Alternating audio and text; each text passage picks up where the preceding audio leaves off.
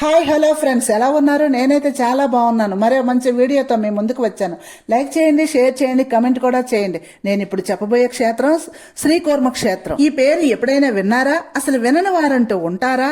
ఆ పుణ్యక్షేత్రం మన శ్రీకాకుళం జిల్లాలోనే ఉందని, దర్శనం చేసుకునే వారి జన్మ ధన్యమవుతుందని తెలియని వారుంటారా? అదేనండి, శ్రీకాకుళం జిల్లా నుండి 15 కిలోమీటర్ల దూరంలో శ్రీకూర్మ అనే గ్రామంలో శ్రీ విష్ణుమూర్తి కూర్మ అవతారంలో వెలిసి భక్తులను ఆశీర్వదిస్తున్నారు. విష్ణు భక్తుడు రాజైనప్పటికీ నిరాడంబరంగా ఉంటూ ఎప్పుడు విష్ణునామాన్ని స్మరిస్తూ పూజిస్తూ ఉండేవాడు.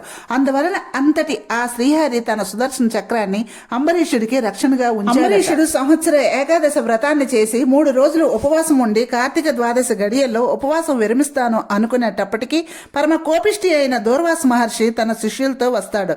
అతిథి సత్కారాలు చేయుటకు రాజు అనుమతి కోరగా నదికి పోయి సంధ్యావందనం చేసుకుని వస్తానని వెళ్లిపోయి ఎంతకీ రాకపోయాడు. గడియలలో ఉపవాస దీక్ష విరమించకపోతే సంవత్సర వ్రత ఫలితం దక్కదని ఇప్పుడు ఏమి చేయవలనని తన సభయందు ఉన్న పండితులను అడుగగా మంచినీళ్లు గ్రుక్కుడు తాగినచో వ్రత ఫలితం దక్కుతుందని, అలాగే అతిథిని అవమానించడం కాదని ఆ పండితులు చెప్పగా సరే అని అంబరీషుడు తీర్థమును తీసుకుని అందులో దూర్వాస మహర్షి వచ్చి తన దివ్య దృష్టితో చూసి కోపముతో తన కమండలంలోని నీళ్లు తీసుకుని అంబరీషుడిని శపించబోగా అంబరీషుడు తన దైవాన్ని తలుచుకుంటూ ధ్యానంలోకి వెళ్లిపోయాడు. విష్ణుమూర్తి తన భక్తుడు దూర్వాసముని శాపాన్ని భరించలేడని అతనిలోకి ప్రవేశిస్తాడు.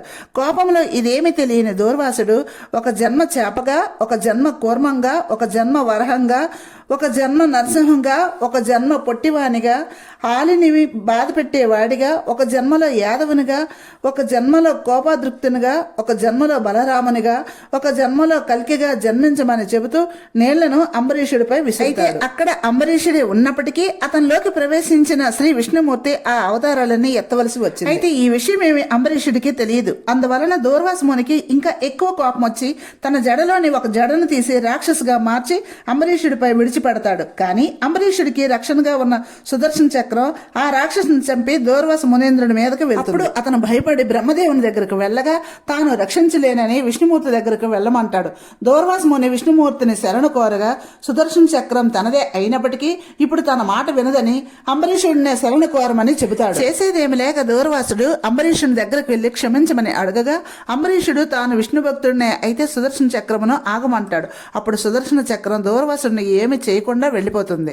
అంబరీషుడు భక్తుని మెచ్చుకొని అతనిని దీవించి దూర్వాసముని వెళ్లిపోతాడు. ఈ విధంగా శ్రీ మహావిష్ణువు 10 అవతారాలు ఎత్తడానికి కారణమైంది. విష్ణు భక్తుడైన అంబరీషుని కోసం ఎత్తిన 10 అవతారాల్లోని 2వ అవతారమే శ్రీకూర్మ అవతారం. కూర్మం అంటే తాబేలు అని అర్థం.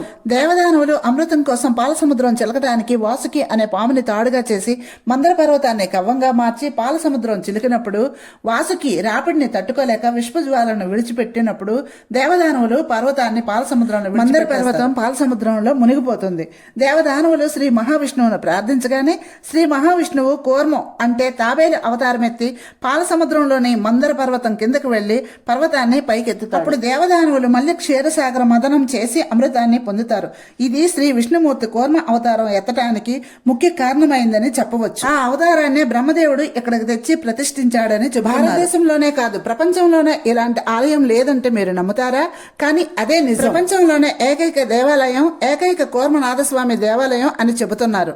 ఈ దేవాలయాన్ని శ్రీరామచంద్రమూర్తి తనయులైనటువంటి లవకుశులు బలరాముడు దర్శించుకున్నారని, శంకరాచార్యులు రామానుజాచార్యులు మధ్వైతాచార్యులు దర్శించుకున్నారని, వాళ్ళ విగ్రహాలు ఇక్కడ ప్రతిష్ఠింపబడ్డాయని, అలాగే శ్రీ కోదండ రామస్వామి ఆలయం కూడా ఉంది. విశాలమైన ప్రాకారంతో పాటు నిజరూపులైన తాబేళ్లు కూడా చాలా ఎక్కువగా అభిషేకాలు జరిగే క్షేత్రాల్లో ఇదొక క్షేత్రం. అంటే శివాలయంలో శివునికి నిత్యం అభిషేకాలు ఎలా జరుగుతాయో ఇక్కడ శ్రీ కూర్మనాథుడికి అలాగే నిత్య అభిషేకాలు జరగడం అనేది ఇక్కడ విశేషం. పూజ మాత్రం వైష్ణవ సాంప్రదాయం ప్రకారం జరుగుతుంది. గర్భగుడి దారి సన్నగా ఉండడం వలన భక్తులు ఒకరి వెనుక ఒకరు వెళ్తున్నారు. అందువలన స్వామివారి దర్శనం కాస్త ఆలస్యం అవుతుంది. గర్భగుడి కొంచెం లోతుగా ఉంది. అలాగే శ్రీ కూర్మనాథుడు ఒకవైపు ఉండడం వలన బయటికి కనిపించరు. అందువలన ప్రతి భక్తుడు గర్భగుడిలోకి వెళ్లి దర్శనం చేసుకుంటున్నారు. ఇది ఒక మహద్భాగ్యమనే చెప్పుకోవచ్చు. ఇక్కడ నిత్య అన్నదాన సత్రం కూడా ఉంది. నిత్యం అన్నదానం జరుగుతున్నది. మేమైతే సాయంత్రం పూట వెళ్ళాం కాబట్టి తినలేకపోయాం. ఇక్కడ 108 స్తంభాలు వివిధ శిల్పకళా సౌందర్యంతో ఒకదానికొకటి అసలు పోలికే లేకుండా నిర్మించబడి ఉన్నాయి. చాలా అద్భుతంగా ఉన్నాయి. అయితే ఈ గుడి నిర్మాణం ఎవరు చేపట్టారో తెలియదు కానీ పురాణాల కథనం ప్రకారము శ్వేత చక్రవర్తి అనే రాజు దక్షిణ సముద్రం దగ్గర శ్వేతపురం అనే పట్టణాన్ని పరిపాలించేవాడు. ఈయన భార్య పేరు విష్ణుప్రియ. పేరుకు తగ్గట్టు అందాల భరిణె, గుణవంతురాలు, పరమ విష్ణు భక్తురాలు. ఆమె నిత్యం విష్ణు నామ స్మరణతో గడిపేది. ఆమె ఒకరోజు కార్తీక శుద్ధ ఏకాదశి వ్రతములో ఉండగా ఆమె భర్త శ్వేత చక్రవర్తి కామావేశుడై ఆమె దగ్గరకు వచ్చాడు. ఒకవైపు భర్త, మరొక వైపు పూజ. సంకట పరిస్థితిలో ఉన్న ఆమె విష్ణుమూర్తిని ప్రార్థించగా విష్ణుదేవుడు కరుణించి అక్కడే గంగ పుట్టిన వెంటనే ఉధృతంగా ప్రవహిస్తూ రాజుపై దూసుకొచ్చింది. అతడు భయపడి పరిగెత్తుకుంటూ వెళ్లి ఒక పర్వతం ఎక్కుతాడు. అతను వెనుక వెళ్లిన మంత్రునికి ఏమిటి వైపరీత్యమని అడుగుతాడు. మంత్రి జరిగిన విషయం అంతా చెప్పడంతో రాజు పశ్చాత్తాపం చెంది నాకు మరణమే శరణ్యం అనుకుంటాడు. అప్పుడు నారద మహర్షి వచ్చి శ్రీకూర్మ మంత్రమును జపించమంటాడు. ఆ గంగ వంశధార నదిగా మారి సముద్ర సాగరంలో కలుస్తుందని, సాగర సంగమం ప్రదేశం అవుతుందని మహారాజు తపస్సు ఫలితంగా శ్రీహరి కూర్మావతారుడై స్వయంభూగా ఈ క్షేత్రంలో కొలువైనాడని, ఈ క్షేత్రమందు శ్రీ కూర్మనాథుడు శంకు చక్రములు సాలగ్రామాలను ధరించి పశ్చిమాభిముఖుడై ఉండుట అత్యంత విశేషము. ఈ కారణము వలన ఇక్కడ మరే దేవాలయం నందు లేని విధముగా తూర్పు పడమర దిక్కులలో 2 ధ్వజస్తంభములు ఉండుట విశేషము. ఈ క్షేత్రమును మరొక విశేషము కలదు. అదే శ్వేత పుష్కరిణి. సాక్షాత్తు శ్రీ మహావిష్ణువు తన సుదర్శన చక్రముచే ఏర్పరచను. అలా ఏర్పరిచిన బిల మార్గము ద్వారా శ్రీ మహాలక్ష్మి గరుడ వాహనంపై వచ్చి శ్రీ కూర్మనాయకిగా పూజలు అందుకొనుచున్నదని అక్కడ వారు చెప్పుకుంటున్నారు. అయితే ఇక్కడ ఇంకొక విశేషం ఏంటంటే పితృదేవతల అస్థికలు కలపడం. పితృ కార్యాలంటే ముందుగా గుర్తుకు వచ్చేది కాశీ. అయితే వారణాసితో సమానంగా ఈ క్షేత్రాన్ని భావిస్తారు.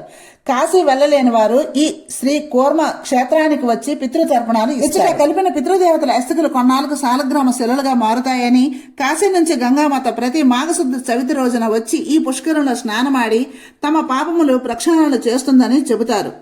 అందుకే చాలా మంది తమ కుటుంబీకుల అస్థికలను కలుపుతూ ఉంటారు. దానికోసం వేరే ఘాటు ఉంది. అయితే కాశీ నుండి గంగామాత రావడం అనేది నిజమేనేమో అనిపిస్తుంది. ఎందుకంటే అక్కడ కాశీలో ఒక గుమ్మడికాయను వేస్తే ఒక వారం రోజుల్లో ఈ శ్వేత పుష్కరంలో ఆ గుమ్మడికాయ తేలుతుందని పూర్వీకులు చెప్పారు. అలా మా పెద్దవాళ్ళు చెప్పుకోవడం నేను కూడా విన్నాను. క్షేత్రాన్ని దర్శిస్తే సర్వ రోగాలు నయమవుతాయని, మనం తెలుసో తెలియక చేసిన పాపాలు నశిస్తాయని ప్రతీక. మరి విన్నారుగా ఫ్రెండ్స్, ఎప్పుడైనా తప్పకుండా ఈ క్షేత్రాన్ని దర్శించి ధరించండి. ఉండనా మరి. Bye bye.